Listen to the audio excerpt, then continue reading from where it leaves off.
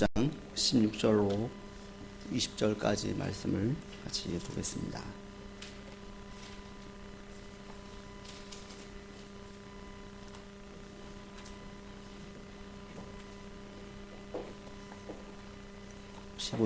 마가복음 15장 16절로 20절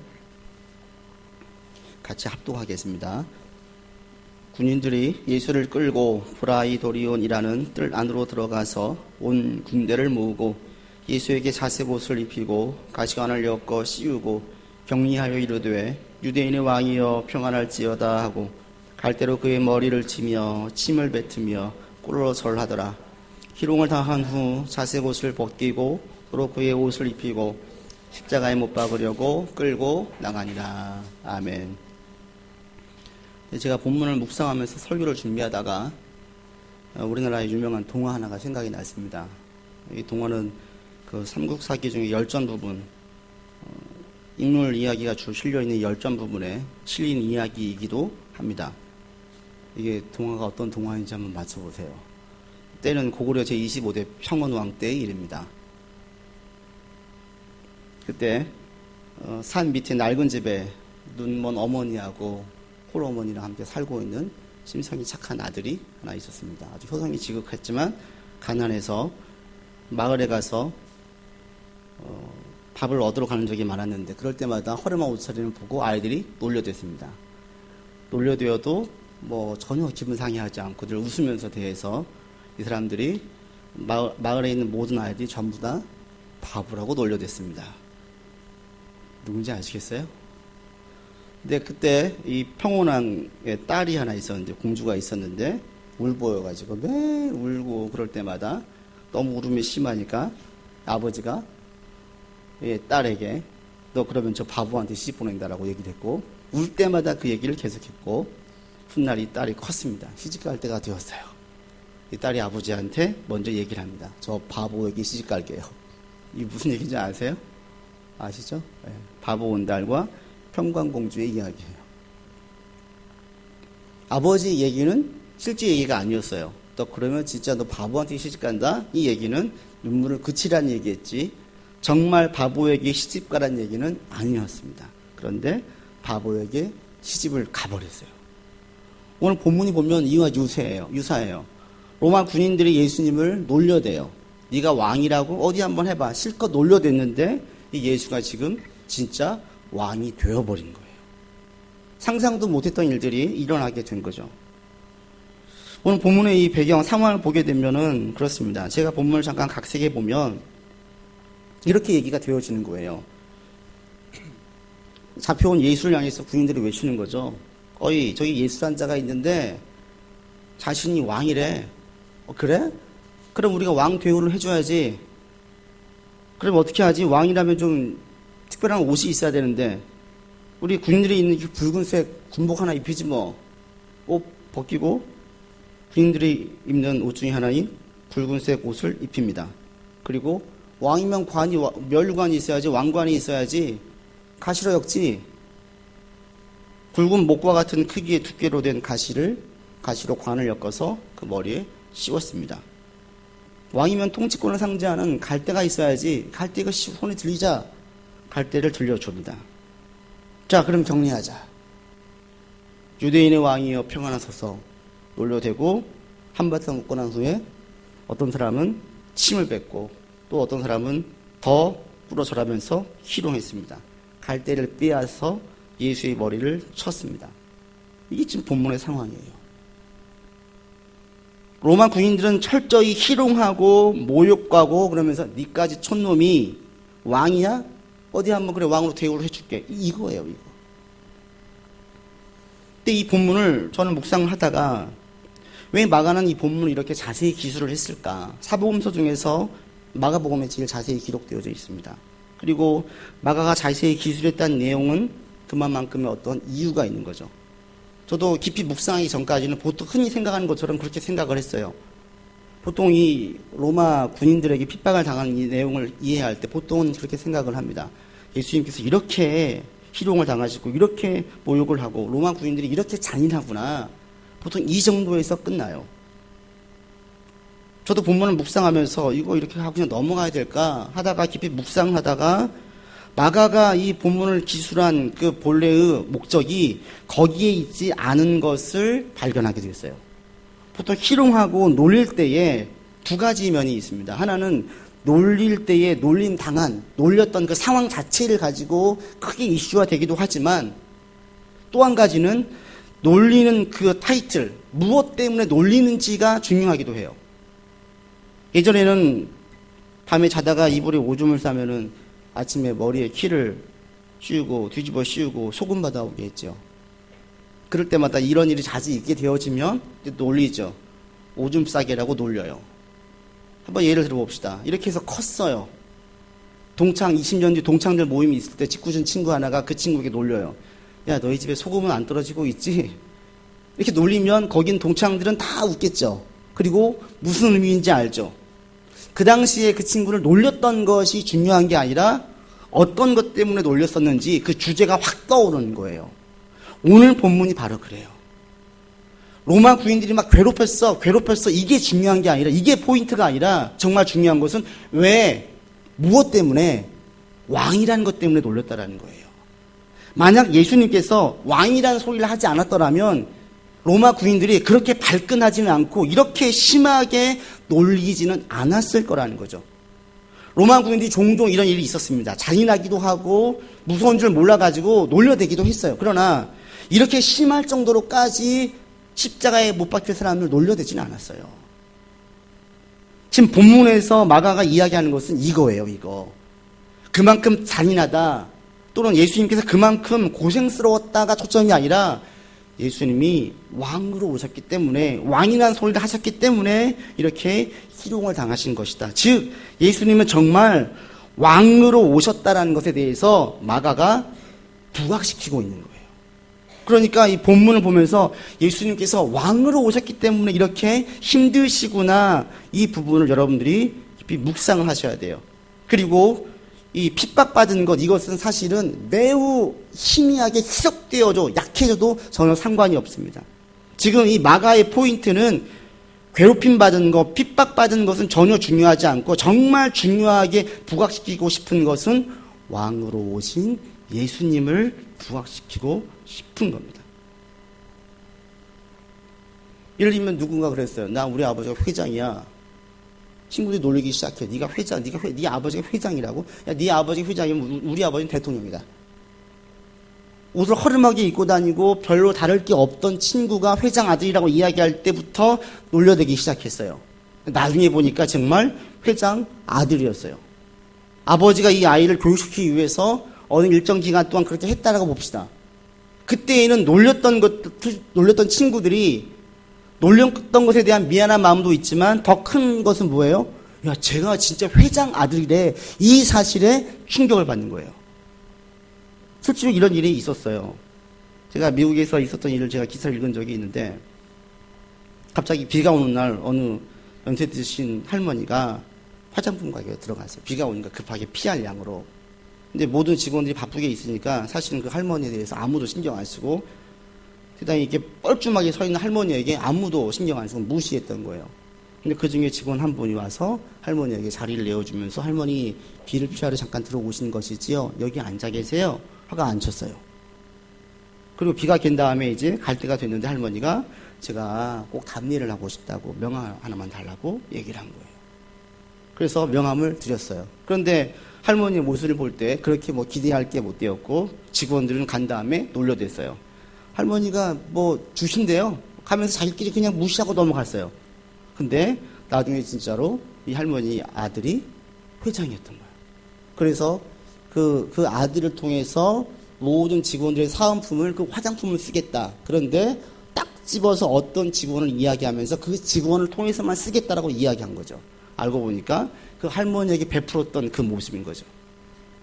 그 직원들이 할머니를 무시했었는데 무시한 게 중요한 게 아니라 그 할머니가 진짜 할머니 아들이 회장이래, 이 사실이 중요한 것 같이 오늘 본문이 그래요. 여러분도 그런 시각으로 오늘 본문을 분명하게 보시기 바랍니다. 즉 마가가 지금 강조하는 것은 예수님은 왕이셔.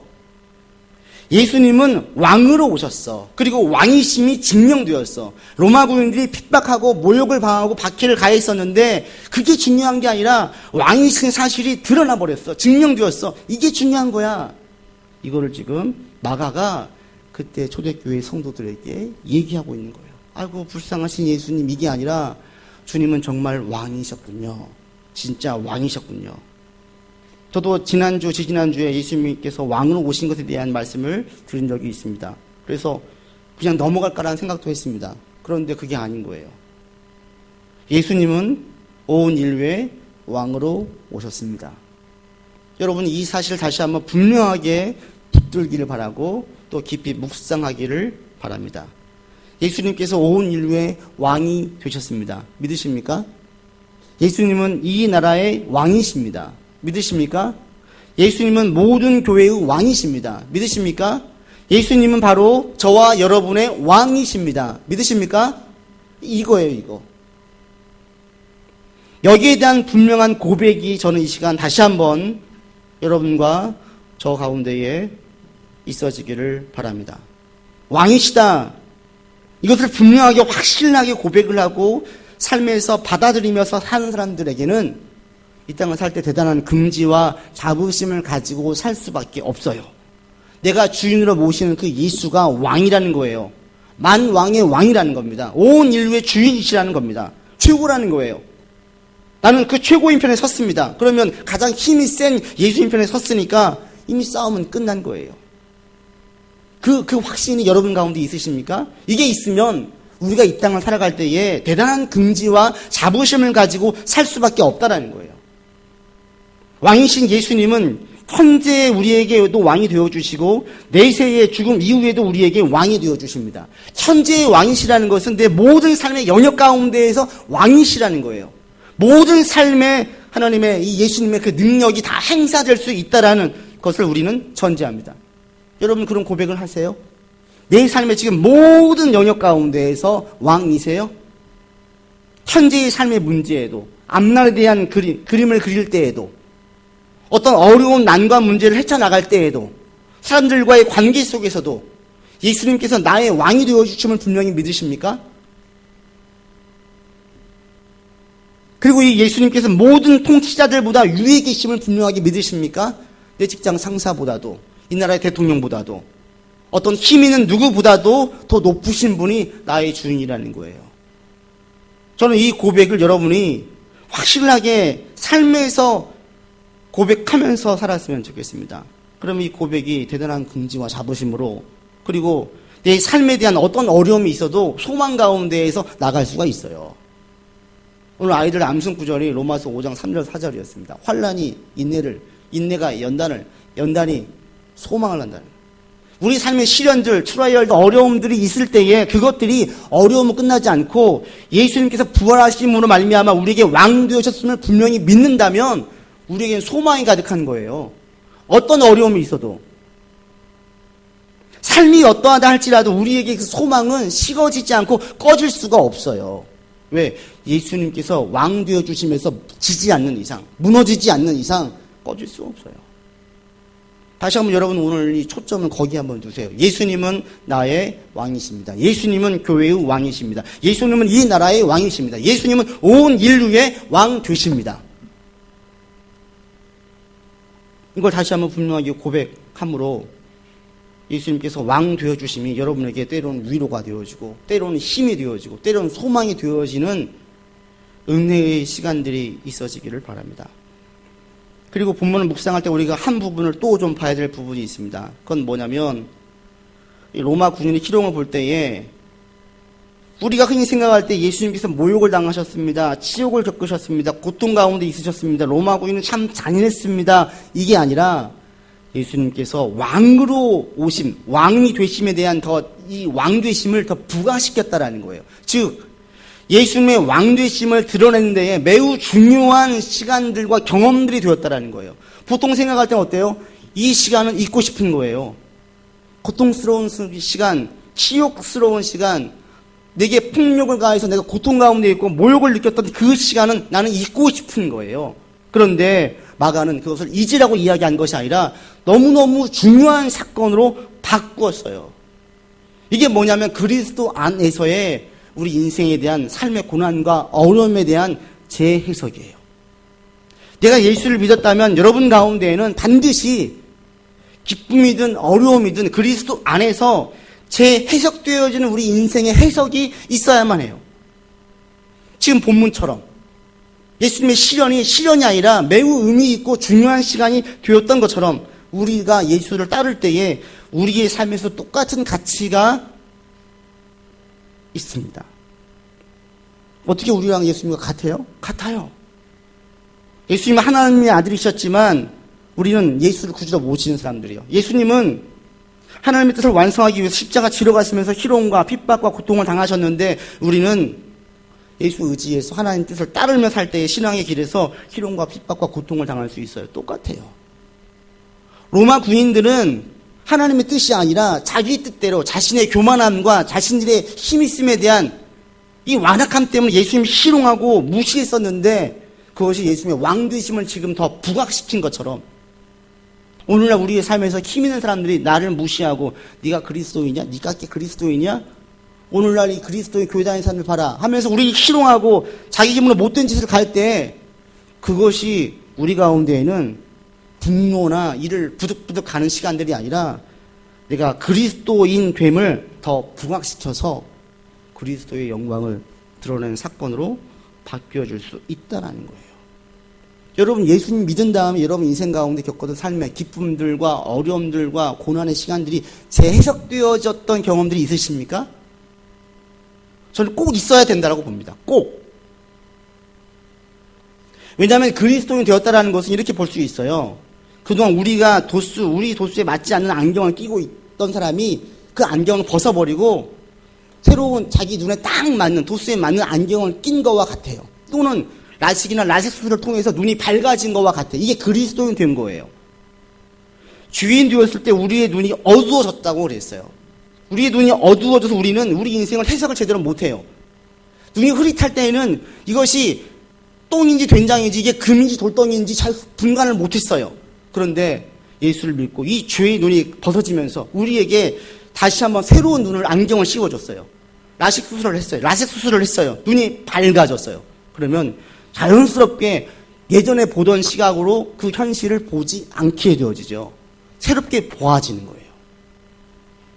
이게 그리스도인이에요. 근데 보통 우리는 그렇게 생각하지 않아요. 우리 삶에 전부 다 어려움이 있습니다. 우리는 다 우리 피해자예요. 그렇지 않아요? 다 우리 피해자예요. 그런데 그거 아세요? 우리는 피해자인 동시에 가해자예요. 여러분들이 누군가에게 당했지만 여러분도 동시에 누군가에게 피해를 줘요. 얼마 전 TV 프로에서 중학생 3학년 된 남자애가 나왔어요. 이 인형에 집착하는 남자. 등치도 커요. 키도 180대는데 얘가 이 남자애가 인형에만 동물에만 집착을 하는 거예요. 알고 보니까 어릴 때 너무나 외로워서 엄마 아빠 맞벌이여서 얘가 인형과 대화를 하면서 외로움을 달랬던 거예요. 이렇게 커서 이게 집착이 됐어요. 근데 이 집착으로 끝나지 않고 초등학생이 자기 여동생을 앉혀놓고 인형놀이를 하는 건데 여동생이 싫어도 시키는 거예요. 그리고 딱 가치를 매겼어요. 여동생은 자기 인형보다 낮은 단계에 있어요. 동생이 하다 짜증을 내고 싫어하면 동생 방에다 넣고 문을 잠가버리고 밖에서 못 나오게 감금을 시켜놓은 거예요. 그 얘가 오빠 얘기하면 나오면 옆에 앉아가지고 얘기를 하는데 오빠를 너무 무서워하고 오빠를 눈도 쳐다보지를 못해요. 이 남자애가 인형을 사랑했던 집착했던 남자애가 엄마 아빠에 대한 피해자였지요. 그러나 동시에 얘는 자기 동생에게는 가해자예요. 너무 끔찍한 상처를 주고 있어요. 그런데 거기 나와 있던 이 아이는 자기가 동생에게 그렇게 끔찍한 짓을 하고 있는 것을 몰라요. 거기 나와 있는 사람들 알려주는 거예요. 네 동생이 너 때문에 얼마나 힘들어하는지 아니? 엄마 또는 얼마나 힘들어하는지 아니? 너 그때 외로웠겠다. 그러나 그게 끝이 아닌 것을 이야기를 해주니까 그때서 조금씩 인정을 해요. 근데 이게 그 친구만의 문제일까요? 아니요. 저와 여러분의 문제예요. 우린 전부 다 이기적이에요. 자기중심적이에요. 그래서 나는 많은 피해를 당했는데 남에게 피해를 준 것은 되게 적다라고 생각을 해요. 피해 입은 건 나는 많아. 그러나 난 누군가의 피해는 적게 줬다라고 생각을 해요. 내가 받은 상처가 훨씬 커. 내가 준 상처는 적은 거야. 우리 자연스럽게 이런 생각을 해요. 왜요? 이게 바로 우리가 자기중심적이어서 영적으로 눈이 가리워져서 그래요. 나밖에 몰라요. 근데 예수를 믿으면 자기중심적인 사람이 예수님 중심적인 사람으로 바뀌어지는 거예요. 이기적인 영적인 눈에 이것이 비늘이 벗겨주면서 예수님 중심되어지면 그래서 시야가 해석이 바뀌어져요. 그래서 예수를 계속 주로 고백을 하는 사람들, 자기중심적인 사고에서 하나님 중심적인 사고로 바뀌어지는 사람들은 어느 순간 저절로, 저기도 그런 경험이 참 많아요. 저절로 과거의 어떤 사건이 확 떠오르면서 거기에 대해서 그게 이런 뜻도 있었네 라는 재해석이 제 안에서 일어나요. 이것은 의지적이 아니라 자연스럽게 새로운 내 도수에 맞는 안경을 끼면 그때부터 이 보았던 것들이 달리 보이는 것처럼 예수를 주로 고백하며 살면서부터 내 중심적인 사고가 아니라 하나님 중심적인 사고로 살다 보니까 보았던 사고가 이것들이 달라지는 거예요. 쟤는 대단히 이기적이야 라고 봤던 그 사람이 다르게 보여요. 난 그동안 큰 피해만 입었어 라고 느꼈던 그 과거의 해석이 다르게 해석되어져요. 인생에 재해석된 경험들이 있어요. 이게 믿음의 사람들 제가 설교 준비하면서 잠깐 생각해 볼 때에 가만 보니까 모든 신앙의 선조들, 신앙의 성경에 나와 있는 모든 사람들은 다 이런 재해석이 있었어요. 아브라함도 있었고요, 야곱도 있었고요, 요셉도 있었고요, 다윗도 있었고요, 베드로도 있었고요, 바울도 있었고요. 가만 볼 때 제가 이 인물들의 사건을 떠올려 볼 때 성경에 나와 있는 재해석된 경험들이 이들 가운데 자기 고백들이 있어요. 여러분 안에 지금 살아오면서 겪었던 모든 것에 대한 여러분 재해석된 경험들이 있으십니까? 저는 반드시 있어야만 된다라고 봅니다. 그리고 또 하나는 저절로 되어지기도 하지만 또 한편으로는 여러분 의지적으로 그런 시간들을 갖도록 하셔야 돼요. 우리 사고도 습관이 아니라 자기중심적인 사고가 저절로 쉽게 바뀌어지지 않아요. 그래서 이거 큐티를 하고 묵상을 하는 건데 말씀 중심으로 하나님 중심으로 내가 의지적으로 서려고 해야 돼요. 저는 이런 시간들을 자주 갖습니다. 지금도 계속 이런 질문을 저 스스로에게 던져요. 이게 어떤 뜻이 있지? 하나님 이거 어떤 뜻이 있을까요? 많이 던져요. 저에게 아픔을 주었던 사건들도 계속 던져요. 어떤 뜻이 있었을까? 계속 던지다 보면 해석들이 자꾸 다르게 해석되어져요. 전에 이 면만 보았었는데 다른 면이 보이기 시작을 해요. 그리고 이것이 저에게 대단히 은혜가 돼요. 저희 신앙을 다시 한번 견고하게 하고 예수의 주되심을 더욱더 고백하게 하고 그리고 다른 사람들을 이해할 수 있는 더 넓은 마음을 가지게 만들어줍니다. 여전히 가끔 벗어버렸던 뿔려는 안경을 써서 애를 먹는 경우도 있기는 하지만 그래도 하나님을 가까이 하다 보면 다시 그 안경이 벗어지는 경험을 저는 자주 합니다. 여러분들에게도 이런 은혜가 있고 이런 시간들과 이런 경험들이 계속 있었으면 합니다. 결국 이것은 하나님을 가까이 하고 하나님 중심에 두면서 예수가 주되심을 계속 고백하고 예수님이 왕되심을 계속 고백하는 것 외에는 없어요. 이 고백을 하지 않으면 우리는 자꾸 내가 왕 되려고 해요. 내가 내 삶의 주인 되려고 해요. 이게 우리예요. 이번 한 주간 여러분 가운데 또 올 한 해 동안 이런 일들이 재해석되어지는 경험들이 여러분 가운데 참 많아지기를 바랍니다. 그래서 그것이 상황이 달리 보이고 사람이 달리 보이고 지금 내 현실이 달리 보여지는 은혜가 있기를 바랍니다. 이런 믿음의 고백이 있으면 우리의 모든 상황들, 우리의 모든 사람들 다 중요해요. 왜? 하나님께서는 이 로마의 군인들 또한 지금 자기들이 자기 자유의지로 막 해대는 것 같았지만 이것을 통해서 예수님의 왕되심을 드러나게 하셨어요. 우리의 상황도 마찬가지예요. 내 상황을 내가 마음대로 할 수 없고 로마 군인과 같은 힘센 자들이 나서가지고 막 잔인하게 나게 힘들게 하고 나를 고통을 주는 것 같지만 하나님께서 모든 것들도 쓰신다라는 거예요. 그래서 하나님 나라의 한 귀한 부분을 우리로 하여금 담당하게 만드십니다. 우리 삶의 모든 경험들 신앙인으로 서게 하는 데 다 유익하게 쓸 수 있습니다. 그래서 모든 것이 합력하여 선을 이룬다 이 말씀을 저는 참 좋아합니다. 우리의 삶에 겪는 모든 경험들, 그리스도 안에 있을 때에 하나님이 이 모든 것들을 다 쓰실 수 있습니다. 때문에 오늘 하루도, 이번 한 주간도 여러분이 겪는 모든 경험들에 대하여서 하찮게 보지 마시고 자꾸 하나님께 되에 물으시면서 인생의 제 해석들이 있어지는 은혜가 있기를 주 이름으로 권면을 드립니다. 기도합시다.